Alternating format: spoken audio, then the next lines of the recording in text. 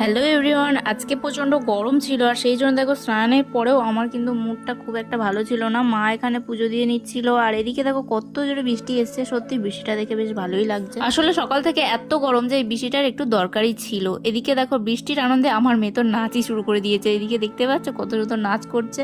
আসলে ও কিন্তু নাচ শেখে না, এমনিতেই নাচ করছে। আর আমার ভাই কিন্তু গান চালিয়েছে আর ও নাচতে ভালোবাসে। তো চলো আজকে আমাদের দুপুরের কি মেনু ছিল সেগুলো তোমাদেরকে দেখা। এখানে ছিল আলু ভাজা, ডাল আর তার সাথে কিন্তু পটল চিংড়ি একটুখানি সর্ষে পোস্ত দিয়ে ঝাল বানিয়েছিলাম।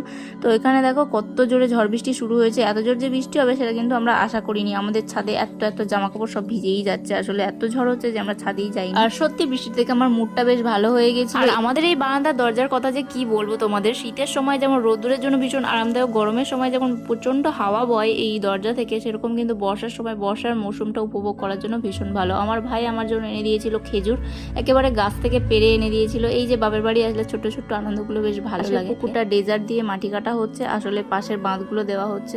আর এদিকে দেখো বৃষ্টির পরের ওয়েদারটা কিন্তু আমাদের এখানে খুবই সুন্দর, মানে ভীষণই। আগেকার দিনের মতো আমাদের চলার রাস্তাটা যেহেতু এখনো মাটি, তাই জন্য কিন্তু মাটির কাদা ভাবগুলো ঠিক আগেকার দিনের মধ্যে রয়ে গেছে। ঠিক গ্রাম্য গ্রাম্য ভাবটা কিন্তু লাগছে। যাই হোক, তোমাদের এই গ্রাম্য পরিবেশটা কেমন লাগলো অবশ্যই জানিও।